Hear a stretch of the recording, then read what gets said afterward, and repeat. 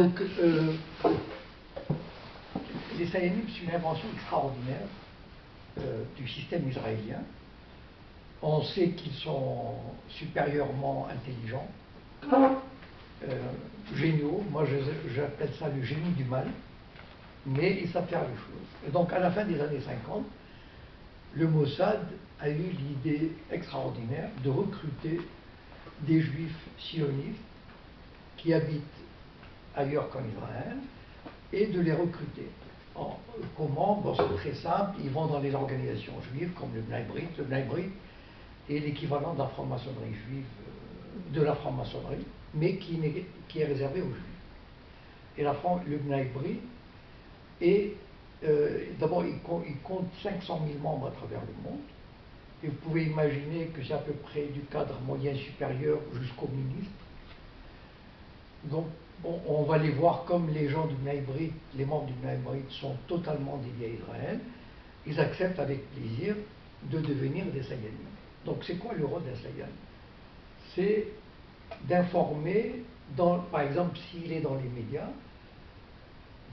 de transmettre les instructions du Mossad. C'est-à-dire, par exemple, de faire en sorte qu'Israël ne soit pas critiqué, ou bien de matraquer le message que le Hamas est une organisation terroriste, ou bien que lorsqu'un soldat israélien est enlevé, le fameux soldat israélien dont vous vous souvenez du nom, non? Shalit. Voilà. Shalit. Bon, je fais toujours l'expérience, il y a toujours quelqu'un qui se rappelle. Vous voyez à quel point. Non, mais vous voyez à quel point le matraquage a fonctionné. C'est extraordinaire parce que ils l'ont tellement. En 24 heures, ce nom est devenu mondialement connu. Et il n'est pas sorti de la tête des gens. Pourquoi? Et c'est ça le travail des Sayanim. C'est-à-dire que les Sayanim, ils fonctionnent de deux manières. Soit ils reçoivent des instructions générales, c'est-à-dire les 40 à 50 000 Sayanim qui sont dans le monde entier reçoivent la même instruction, matraquer le nom de Gilad Shalit, que les gens sachent qu'Israël est un otage. C'est horrible. Imaginez l'État d'Israël, un otage aux mains des Palestiniens. Alors que la même semaine où Gilad Shalit a été enlevé, l'armée israélienne a kidnappé, il n'y a pas d'autre mot, 45 parlementaires du Hamas, des pères de famille, comme otages, et il existe en Israël ce qu'on appelle la détention administrative. C'est probablement le seul État, même les dictatures font un semblant de juridisme. Israël dispose de la détention administrative, c'est-à-dire il peut arrêter n'importe quel citoyen, même étranger, jordanien, libanais, et il l'enferme pendant. Il va voir un juge et il lui dit 6 mois de prison pour raison de sécurité, le juge ici. Et puis après, c'est renouvelable, et ça peut durer 1 an, 5 ans, 10 ans. Alors, sans procès, sans avocat, sans jugement, sans savoir, il est dans le secret. Est-ce que vous avez déjà entendu parler de ça dans les médias? Probablement pas beaucoup. Par contre, les poussiéraillotes, on vous a. D'accord, voilà. L'État le plus démocratique du monde. Donc c'est ça le travail des Sayanim. C'est quoi? C'est-à-dire ils sont dans les médias, dans tous les médias, et ils empêchent, comme en général ils sont à des postes assez importants, ils empêchent que de telles informations filtrent. Ou bien ils font un travail positif. C'est-à-dire, par exemple, ils défendent, quand on entend toujours parler des roquettes du Hamas, ou bien, là une information qui a circulé récemment, ils essayent de faire, je ne sais pas si vous vous souvenez, quand Yasser Arafat et Moubarak s'étaient réunis aux États-Unis en l'an 2000, ou 1999 ou 2000. Bon, et tout de suite, la machine de propagande s'est mise en marche pour dire Israël a offert 93% de la Cisjordanie, une offre généreuse que les Palestiniens ont refusée. Et donc, évidemment, tout le monde, mais on n'a jamais vu ces 93%. Qu'ils rendent juste 50%. Jamais. Et donc, voilà le travail. Maintenant, il peut y avoir un rôle individuel. Un exemple. Quand l'Irak a signé un accord pour la construction du centrale nucléaire. Donc c'était une centrale pacifique. Elle n'était même pas souterraine. Elle était construite par la France, donc il n'y avait pas de problème. C'était juste pour avoir de l'énergie. voilà, électrique. Mais pour Israël, c'est insupportable. C'est insupportable à plusieurs titres. D'abord, les pays arabes n'ont pas le droit de se développer comme ils veulent. Et ça, c'est une des caractéristiques je développerai probablement ça demain en ce qui concerne le sionisme. C'est-à-dire, le travail d'Israël, c'est de remettre le monde arabe à sa place, c'est-à-dire à la place inférieure. Et donc, il fallait détruire cette centrale. Et à l'époque, c'était le Premier ministre Begin qui avait invoqué Auschwitz pour aller bombarder la centrale. Bon. Maintenant, qu'est-ce qui s'est passé? Pourquoi je vous raconte cette anecdote? Parce que l'Irak avait envoyé quelques dizaines de spécialistes du nucléaire pour se former à Saclay.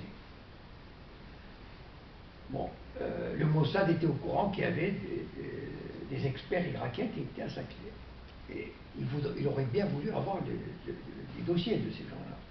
Bon, pour un service secret normal, il lui faut plusieurs semaines pour infiltrer, etc. Le Mossad n'a pas besoin. Il a un Sayan à l'intérieur de Saclay. Il l'appelle, il lui dit j'ai besoin des dossiers, il apporte, il photocopie, il les remet. Voilà, le travail des Sayanim, c'est ça. C'est-à-dire, ils sont, par exemple, dans la publicité. La publicité, vous avez Maurice Lévy et Fuchs. À eux deux, ils contrôlent 70% du marché publicitaire.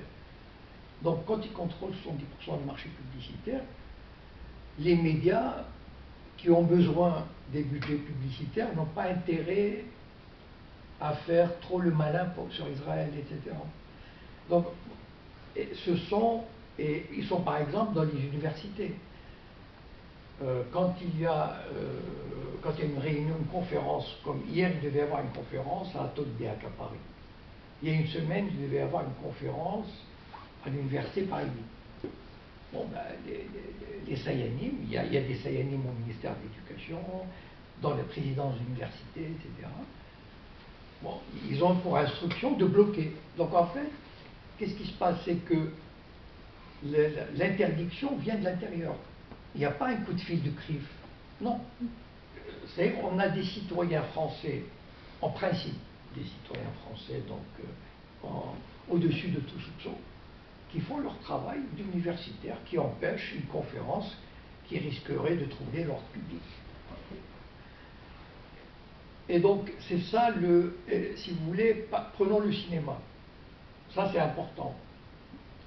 Le cinéma, le Centre national de la cinématographie a été dirigé pendant presque plus de 10 ans par Bernard-Henri Lévy. Donc vous imaginez que, par exemple, un cinéaste israélien qui s'appelle Eyal Sivan, qui a fait un film avec un Palestinien qui s'appelle Route 181. Je pense qu'on peut le voir. Bon. Il raconte 1948, mais vu par les Palestiniens, pas du tout. Vous savez comment les sionistes racontent 1948. Les sionistes ont tout fait pour retenir les Arabes, mais ils ont voulu s'enfuir. Voilà. Enfin bon, ils ont monté, vous savez ce qu'on appelle le storytelling. Bon. Et ce film a été tourné dans les années 80. Et Eyal Sivan n'a jamais pu tourner en France depuis 25 ans. Parce que pour tourner en France, il faut avoir l'accord du CNC, du Centre national du cinéma. Et comme il est dirigé, enfin il a été dirigé, mais Bernard-Henri Lévy, il a laissé des gens, par exemple, j'ai découvert récemment que la vice-présidente du CNC était une dame qui s'appelle Azoulay, la fille d'André Azoulay, un juif sayan, le conseiller du roi au Maroc, qui a tout fait pour introduire le projet Aladdin au Maroc, c'est-à-dire l'enseignement de la Shoah par les Arabes. Parce qu'il était insupportable que les Arabes n'enseignent pas la Shoah. Enfin, je veux dire, ben, vous imaginez. Et donc, ils ont monté le projet Aladdin. Vous allez sur Google, vous tapez le projet Aladdin, et ils ont forcé, enfin, quasiment. Parce que c'est quoi les chefs d'État arabes, comme le roi Mohamed VI, Moubarak, aujourd'hui, Sisi, etc. Ils dépendent de l'aide, enfin de l'aide. Ils veulent emprunter où? À New York, à Washington. Donc, qui contrôle le système bancaire? Voilà le travail des Sayanis. Donc on leur dit, bah, le projet Aladdin, il faut collaborer pour le projet Aladdin. Donc ils collaborent. C'est tout ce travail. Ce qui est important de comprendre, c'est que c'est un travail souterrain. C'est-à-dire qui ne paraît pas, qui n'apparaît pas. Et d'ailleurs, comment dire, aucun journaliste, c'est étonnant quand même, en France, n'a jamais dit le mot Sayanim. Jamais. Et quand j'ai lu des livres sur les Sayanim, notamment celui de Gordon Thomas, un grand spécialiste des services secrets, qui est britannique, j'ai découvert ces Sayanim. Pour moi, ça a été une révolution intellectuelle extraordinaire, politique. Parce que je comprenais en fait ce que je voyais, mais de manière instinctive. Je ne saisissais pas. Par exemple, enfin, bon, on sait que j'étais franc-maçon pendant 17 ans. Pour ceux qui ne savent pas, bon, ils l'apprendront. Moi, de toute façon, je le dis sans problème. Donc, de 1990 à 2007. En 2002, des frères, ça s'appelle comme ça, du Grand Orient de France, sont venus me voir. Jacob Cohen, à l'époque, je n'étais pas connu, donc je n'avais pas écrit les ouvrages politiquement incorrects d'aujourd'hui. Ils ont pensé Jacob Cohen, c'était un des nôtres. Donc ils sont venus me voir et ils m'ont dit, mon frère, on va instituer une loge juive et sioniste pour aider Israël.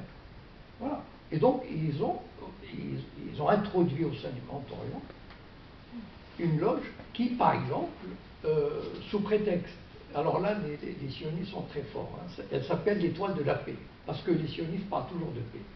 Ils ne veulent jamais faire la guerre. Ils sont toujours pour la paix, etc. Et donc, par exemple, ils organisent un voyage chaque année en Israël. Bah, il y a quand même, la dernière fois, je crois en 2005, il y avait 150 personnes qui sont parties.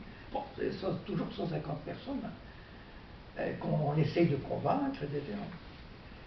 Donc voilà le travail en profondeur de ces gens, et qui n'est pas, enfin, ce qui est extraordinaire, c'est qu'il n'est pas connu. C'est-à-dire, on fait tout pour qu'ils n'apparaissent pas au grand jour, parce que sinon les gens se révolteraient quand même.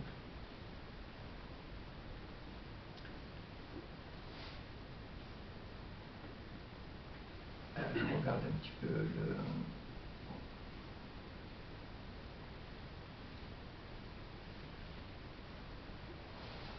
En fait, je vais vous donner une idée du nombre.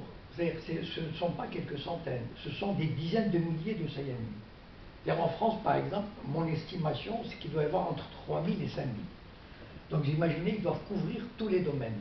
Les banques, les assurances, la politique, la culture. Je me souviens, il y a quelques mois, il y a eu une expo photo au musée du jeu de paume à Paris. Bon, c'était une photographe palestinienne qui a accroché 30 photos. Bon. Et ça, c'est ça qui est terrible, c'est que c'est insupportable pour les sionistes qu'il y ait une expo photo de Palestiniens. Donc il fallait chercher la petite bête. Ils ont trouvé une photo sur 30 où c'était un type avec un truc, un bandeau vert, donc un martyr, donc un terroriste. Et là, ils ont fait dérouler la machine de guerre. Donc appel à la ministre, France Culture, France Culture pour moi est la radio la plus sioniste qu'on puisse jamais concevoir. Donc des appels, des lettres, etc. Une pression énorme. Je suis sûr que l'expo a eu lieu, mais je suis sûr que la directrice du musée, elle réfléchira 10 fois avant d'inviter un Palestinien. La semaine dernière, le 21 mars, je devais faire une conférence à la Bourse du Travail à Saint-Denis. Bon. Comme c'est un copain qui m'a dit, je connais celui qui donne les salles, mais il a besoin que tu passes par une association. Je ne peux pas demander, donc j'ai contacté une petite association qui a demandé, mais en fait c'était juste formel. Donc ils m'ont dit d'accord, donc j'ai publié sur ma page Facebook, etc. Le sujet était la France après Charlie. Et là, le système judéo-sioniste s'est mis en marche. Ils se sont dit comment on va faire. Et ils ont trouvé l'astuce. C'est que l'association qui a fait la demande est une petite association qui publie un papier qui s'appelle l'Audible et qui avait écrit un article en faveur de Roland Dumas. Voilà. Donc, c'est une association qui a des liens avec le Front National, donc qui serait antisémite, etc. Donc, il suffit de prononcer le mot Front National, antisémitisme, ça y est. C'est-à-dire, ils appellent la mairie, ils peuvent plus, c'est fini. Et donc, ils ont interdit la conférence. Voilà. Et le type, enfin, je sais qu'il distribue, c'est un beurre. Enfin, je connais ses idées, il était déchiré, mais en même temps, il ne pouvait pas faire autrement. Voilà le travail de ça, bon, maintenant, on peut parler imaginer le cinéma hollywoodien, la politique américaine, enfin, les systèmes financiers, etc., etc. Donc c'est un peu, comment dire, c'est quasiment, vous savez, Jacques Attali avait dit, il était pour un gouvernement mondial dont le centre serait à Jérusalem. Mais pour moi, ce gouvernement mondial, il existe presque. Pourquoi? C'est-à-dire qu'en fait, Israël est le seul pays au monde qui peut influencer une cinquantaine de pays. Là où il y a des minorités juives importantes, il influence plus ou moins grandement la vie politique, médiatique, culturelle, etc. de ces pays. Il y a beaucoup de pays qui rejettent la politique israélienne. Il y a beaucoup de, je ne sais pas, comme la Suède, l'Angleterre, etc., qui en ont marre de ce pays, de ce système, mais ils ne peuvent pas agir. C'est-à-dire qu'il y a tellement de pression à l'intérieur que ces pays-là sont plus ou moins influencés, se soumettent plus ou moins à la politique israélienne. Quand j'étais... moi, je voyais ça pendant des années. Je n'étais membre d'aucune association et je n'étais pas connu sur les réseaux sociaux. Et donc, je voyais tout ça dans mon petit coin, en discutant avec des amis. Et un jour, je ne sais pas quel a été le déclic, peut-être le départ de la franc-maçonnerie, ou peut-être l'affaire Gilad Shalit, je ne sais pas. Je me suis dit, il faut absolument que je mette ça en roman. C'est-à-dire que je raconte ce que sont les Sayanim, mais dans la réalité, c'est-à-dire comment ils agissent. Bon, évidemment, je n'aurais pas pu tout raconter. Mais par certains faits, j'essaie de montrer, par exemple, la soumission de SOS Racisme à l'Union des étudiants juifs de France. Par exemple, l'histoire d'un match de football qui a eu lieu à Paris entre des jeunes israéliens et des jeunes palestiniens. Qu'est-ce qui se cachait derrière, etc. Et donc, en fait, j'ai essayé de montrer comment fonctionnaient les Sayanim. Je l'ai fait sous forme de roman parce que je pense que, bon, d'abord, quand on parle des Sayanim, c'est très difficile d'avoir des documents.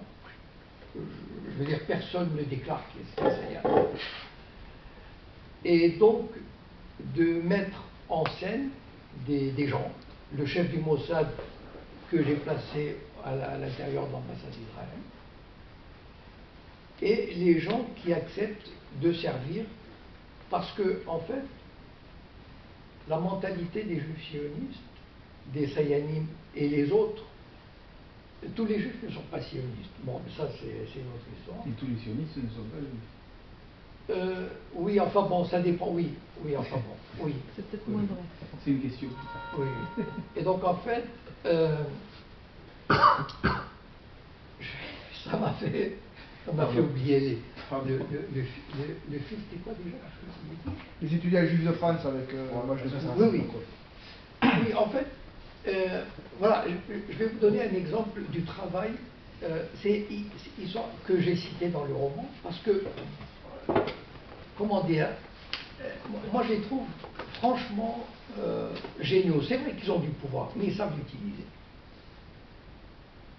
Vous savez, après le fameux sketch de Dieudonné, en décembre 2003, bon, pour lequel, évidemment, 3 jours après, il avait, je crois que c'était à l'Olympia ou quelque part, et son spectacle a été annulé. Voilà le pouvoir des Saiyanimes, c'est-à-dire les quelques coups de fil, parce qu'ils ne dominent pas tout, mais ils sont suffisamment influents pour dire à leurs copains qui ne sont pas Saiyanimes, écoute, il faut que tu annules ce spectacle, parce qu'ils se tiennent des coudes, ils ont des intérêts communs, et donc ils sont capables, en 3 jours, d'annuler un spectacle.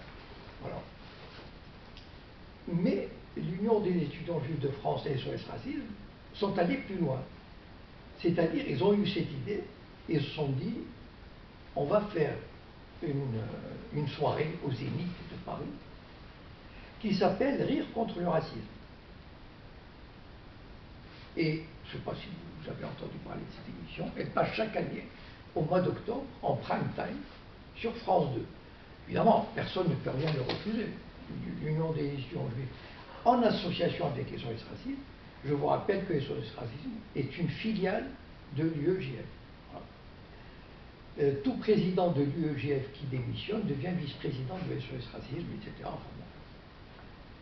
Et donc, ils ont créé Rire contre le racisme, c'est-à-dire, c'est quoi finalement le but? C'est-à-dire, on dit aux gens, voilà, on peut rire, mais sans parler de l'occupation, des sionistes, il y en a marre, on va rire juste comme ça, entre potes, c'est formidable, on est contre tous les racismes, voilà.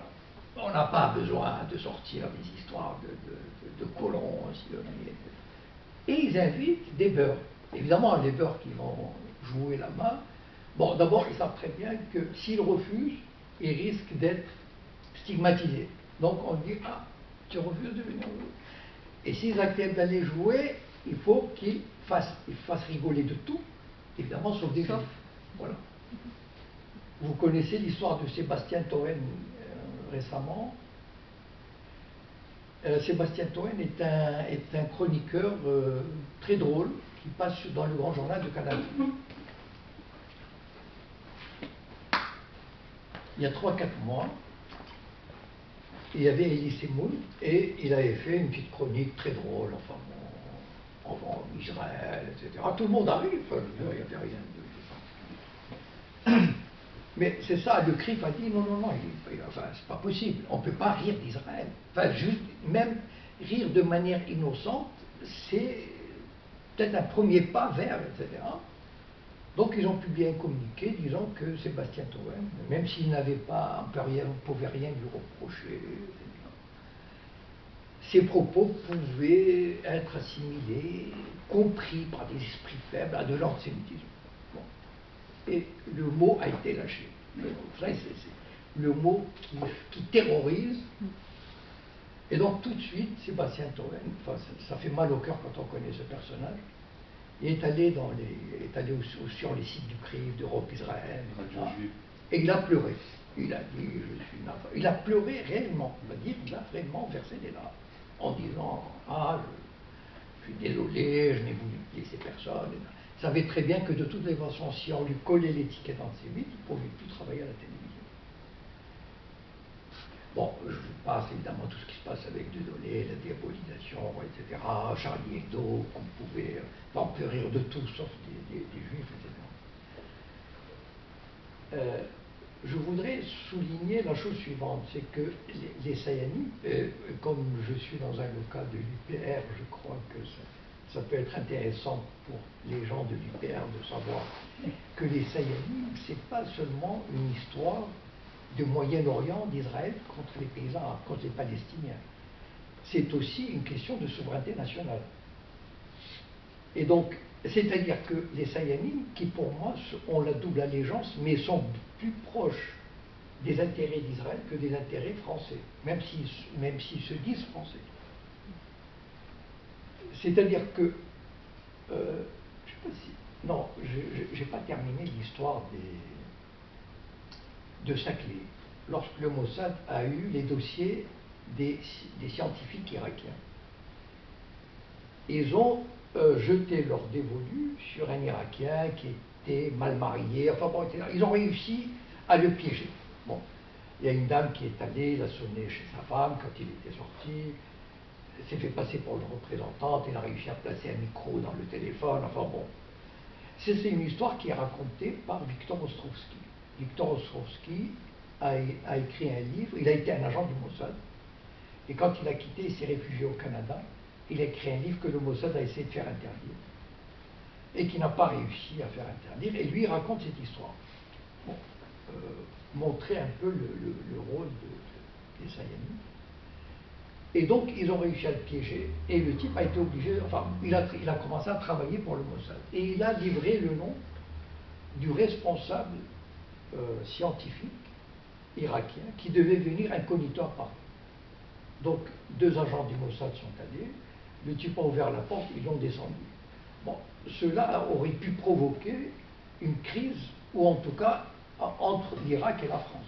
C'est-à-dire, par exemple, la France aurait pu perdre le contrat. C'est-à-dire qu'en fait, en assassinant le responsable du projet, la France prenait des risques. Mais c'était les Sayani qui le faisaient au mépris des intérêts de la France.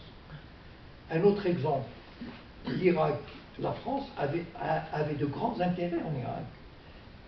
Et parce que, bon, pour des raisons, toutes sortes de raisons, c'est vrai qu'en 1990, Mitterrand, enfin en tout cas la France de Mitterrand, avait accepté d'aller faire la guerre à l'Irak, perdant ainsi les marchés irakiens. Or, pourquoi l'Occident fait la guerre à l'Irak? Probablement, une des raisons majeures, c'est que pour Israël, il n'était pas question qu'il y ait un pays qui lui tienne tête. Il fallait absolument détruire ce pays. D'ailleurs, ils y sont arrivés. Donc, une des raisons, c'était favoriser, faire le jeu d'Israël au détriment des intérêts de la France. Ça, c'est le travail des Sayani. Un autre exemple du travail des Sayani, comment dire, au détriment de la France, dont ils sont, soi-disant, les ressortissants fidèles. Vous prenez par exemple Fabius. Fabius, il est vent debout contre tout accord avec l'Iran. Il veut une soumission totale. Il y a 3 mois, il a fait échouer un accord qui était sur le point d'être signé. Alors que, et ça, d'abord la France a perdu un contrat extraordinaire de Peugeot en Iran, à cause des sanctions imposées par les Américains. Et la France n'a aucun intérêt, quel intérêt elle avait de faire ces sanctions contre l'Iran. Tout simplement faire plaisir à Israël. Et aujourd'hui, alors qu'un accord est en train d'être signé, c'est Fabius, qui est un agent probablement d'Israël, enfin, je veux dire, c'est manifeste. Et donc, sous les ordres d'Israël, ou avec la bénédiction d'Israël, empêche tout accord au détriment même de la France. C'est-à-dire, il mène la France, d'abord, il lui fait perdre des contrats et des marchés, il lui fait perdre la souveraineté nationale, et il met en danger les relations économiques de la France avec cette région-là. Donc le travail des Sayani, c'est pas seulement ce que j'essaie de faire comprendre, c'est que ça va au-delà du conflit israélo-palestinien. Les gens peuvent penser, oui, bon, Israël, j'en ai rien à fiche. Non, en fait, ils travaillent pour Israël de manière générale. Tout ce qui peut aider Israël, ils le font, au détriment même, pour moi, de toutes les façons. Moi qui les connais, ces gens-là, j'en ai connu quelques-uns de près. Ils ont plus le cœur à Tel Aviv ou à Jérusalem qu'à Paris. C'est-à-dire, en dernier ressort, ils appuieront Israël plus que la France. Ils se disent français, mais ce sont des Français qui, à la moindre alerte, iraient s'installer, pas tellement en Israël, parce qu'ils aiment bien envoyer les petits juifs, mais pas eux. Eux, ils aiment bien Paris, sinon ils iraient à Miami ou à New York. Et donc, ce sont des gens qui, non seulement ils ont une double allégeance, mais ils favoriseraient plutôt Israël, au détriment de la France. Mais on peut appeler ça des traîtres.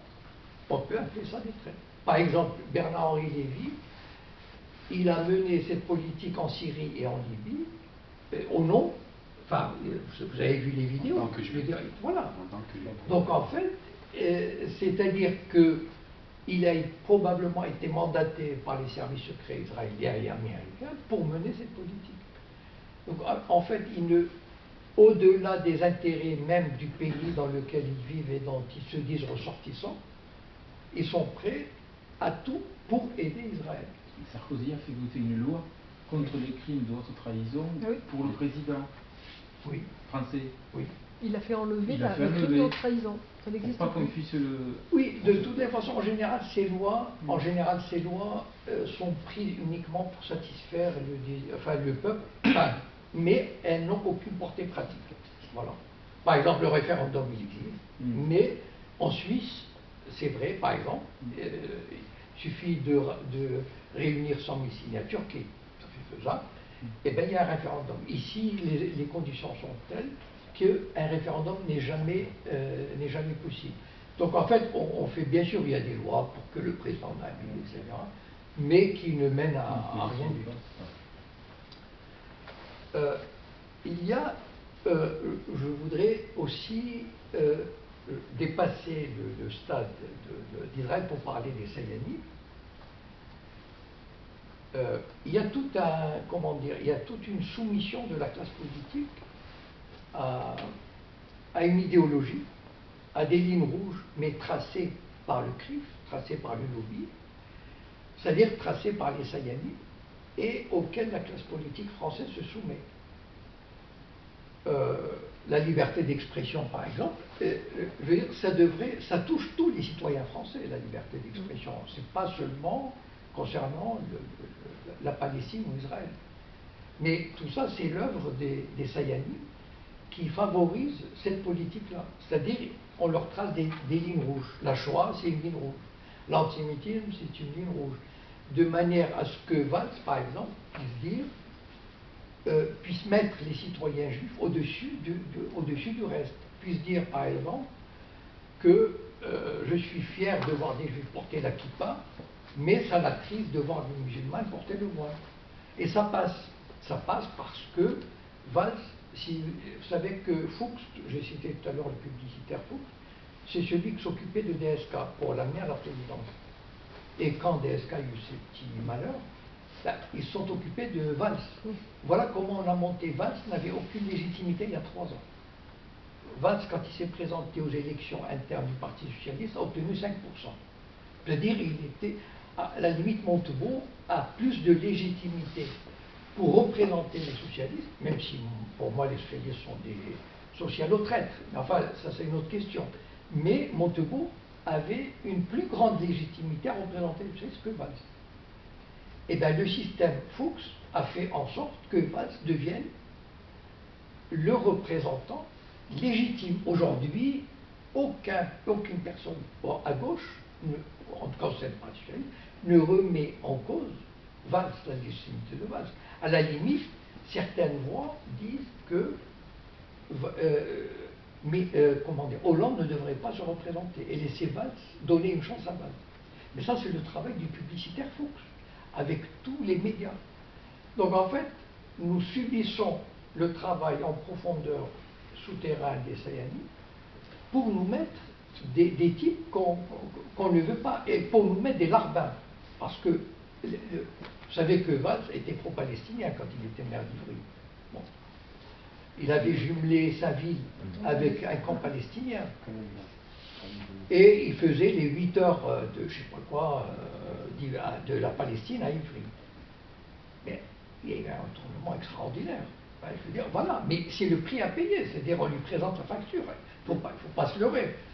Voilà, c'est-à-dire il fait le bon job. Voilà le truc. Il est marié à une juive. Oui, hein? Oui, enfin. Quelqu'un de non, très non, bien. Oui, c'est à mon Non, mais avis. est-ce qu'il n'y a pas ça dans le Talmud, justement? Il n'y a pas ça Dans le Talmud, est-ce que C'est-à-dire l'histoire que les femmes juives vont être utilisées pour séduire Non. qui... Non, je ne crois pas à ça. Non, en fait, non, pour moi, c'est juste qu'il veut devenir président, Oui, si t'as pas qu'il ça a dans le l'étoffe jeu, de le faire, c'est bon. et qu'il a montré, il a donné des gages. Ils sont pas le chance. le fait qu'il soit... Oui, il a fait allégeance. Voilà, il a fait allégeance. Pour moi, la femme de Valls est une fausse juive. C'est-à-dire, en fait, il y a beaucoup de juifs comme ça qui n'ont de juif que le nom. C'est-à-dire, on ne l'a jamais entendu dire quelque chose sur Israël, enfin, à ma connaissance en tout cas, dans les médias, etc. Non, il a pris prétexte.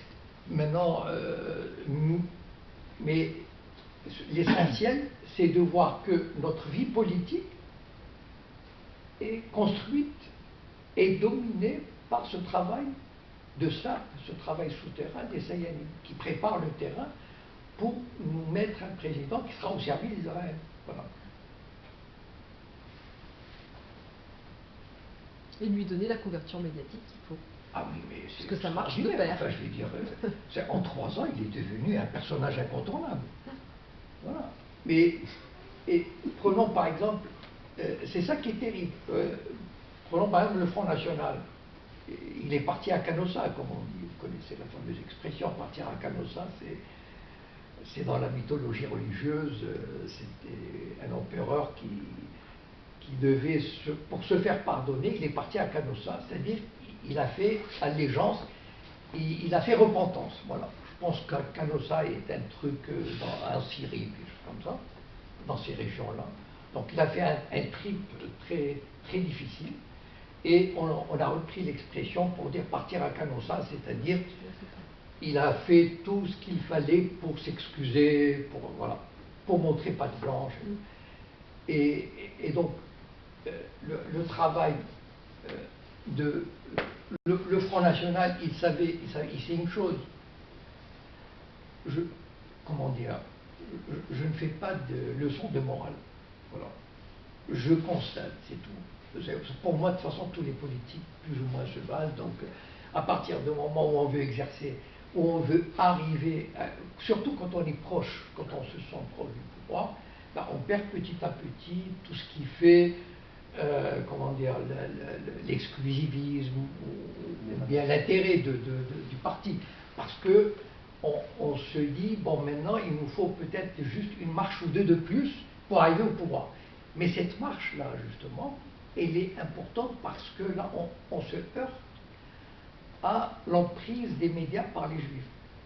Et donc, on se dit, il faut montrer d'où les déclarations de Marine Le Pen, etc., sur les juifs, sur la Ligue, enfin, je ne veux pas vous les répéter. Enfin, donc, elle veut même partir en Israël, mais bon, apparemment, elle ne s'est pas encore aplatie pour qu'on la reçoive.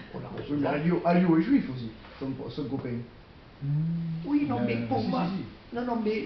Non, vous savez, c'est. Il y a du sang juif de sa famille. Attendez, il y a 10 manières d'être juif. Il y a plus manière d'être juif. La qualité de juif ne suffit pas. Non, la qualité de juif ne suffit pas. Il y a des juifs renégats. Enfin, non, mais il a été à Israël, Alliot, on l'a en photo. Alliot. Marie, qu'on a ici à Perpignan. D'accord, d'accord. Non, le virage sioniste, il est allé à l'origine, sûrement. Voilà, s'il a fait ça, il ne se cache pas, enfin, il se cache, il essaie de lever des photos. Non, mais c'est pas seulement le fait d'être juif, parce que c'est pas, comment dire, pour moi, c'est pas le critère déterminant. Voilà. C'est ce qu'on fait. C'est-à-dire, pour moi, par exemple, un type comme Claude Coasguen, enfin, le député maire du 16e arrondissement de Paris, il est 1000 fois plus important que n'importe quel juif. Enfin, que n'importe quel juif. En tout cas, il fait un travail colossal pour faire d'Israël. Non juif. Pardon? C'est un sioniste non juif. Oui, voilà. Donc, en fait, pour moi, la qualité de juif n'est pas déterminante. Et donc, oui, mais dans ma tête, c'était sioniste, c'est parce qu'on le voit vraiment dans le vrai. S'il a fait des choses. Excusez-moi de cet amalgame. Oui, oui. Bon, prenons par exemple, le dîner du CRIF. C'est là où on voit comment dire, la domination extraordinaire. C'est pas seulement la domination, c'est-à-dire qu'en fait, on a une république qu'on aime, qu'on ne veut pas, qu'on n'aime pas, mais qu'on nous oblige à avoir. C'est-à-dire, voilà, les CNI vous disent, ah ben non, c'est le CRIF qui détermine les priorités, etc. Et donc, le CRIF peut dire je ne reçois pas les Verts, je ne reçois pas les communistes parce qu'ils ont une attitude plus ou moins contre Israël, ou bien la laïcité, par exemple. À cause comment dire, du harcèlement anti-musulman qui est commandé par le CRIF, pour moi, c'est... Bon, je n'aurais peut-être, j'aborderai ça s'il y a une question là-dessus. Mais c'est toute cette histoire de la laïcité et les personnes... Enfin, moi, je crois fermement, profondément, que c'est une politique qui est influencée, menée par les institutions juives pour affaiblir les musulmans. La laïcité, on a une laïcité à deux vitesses. Et pas que les musulmans. Pardon? Pas que les musulmans. Pas que les musulmans. Oui, mais enfin, oui, mais en fait, on vise, bien sûr. oui, mais en fait, on vise plus les musulmans parce que bon, les catholiques sont dans un état, enfin, ils sont déjà un peu mourants. Voilà, qui ne tire pas sur l'ambulance. C'est vrai. C'est vrai. Non, en fait, la laïcité, c'est ça qui est terrible, c'est-à-dire qu'en fait, on joue avec la laïcité, mais la laïcité, juste contre les musulmans. Pas, enfin, par exemple, enfin, j'ai écouté aujourd'hui quelqu'un qui avait lancé un système scolaire Al-Badr, j'ai oublié le nom. Je dois faire une conférence avec lui à Marseille le mois prochain, c'est pour ça que j'ai regardé ces vidéos. Et donc, c'est la nouvelle génération des musulmans qui s'affirme et qui dit dans la télé, il n'est pas question que je me soumette, etc. Il faut qu'il y ait l'égalité pour tous. Bon, là c'est un discours que moi j'aime bien, voilà. Et que j'encourage. Mais en fait, qu'est-ce qu'il disait dans cette vidéo sur les écoles? Quand des musulmans ouvrent une école, est-ce que vous vous souvenez d'Avicenne? Il y a 2 ou 3 semaines, Libération a fait des papiers sur le lycée Avicenne. Le lycée Avicenne, qui est un lycée musulman de Lille, il a 100% de réussite au bac. Et pourtant, c'est quelque chose qui ne passe pas chez les autres. Et on ne supporte pas sa réussite. Donc, il y a un prof qui a dit à Libération, oh là là, j'ai entendu des trucs antisémites dans les lycées après Charlie. Ah oui, écrivez-nous 2 pages. Donc, voilà, c'est à qui appartient Libération? Il a appartenu à Rothschild et à BHL, aujourd'hui à Patrick Drahi, un milliardaire franco-israélien. Voilà, donc, et donc on lui ouvre les pages. Ah oui, dites-nous, voilà, et là, il faut toujours stigmatiser. Voilà. Alors que, ils disent par exemple, ils vont voir les directeurs d'écoles musulmanes, ils disent, est-ce que vous leur parlez de sexe? Est-ce que vous allez à la piscine ensemble? Est-ce que vous pouvez serrer la main d'une femme? Et moi je leur dis, mais allez à la rue Pavée à Paris, où il y a des écoles religieuses. Posez-leur, pourquoi vous ne leur posez pas les mêmes questions? Donc, enfin, voilà, nous sommes obligés de vivre dans une France que les Sayanim façonnent et que moi j'essaye, comment dire, d'expliquer pourquoi on en est arrivé là. Voilà, je vous remercie et si vous avez des questions. Merci beaucoup.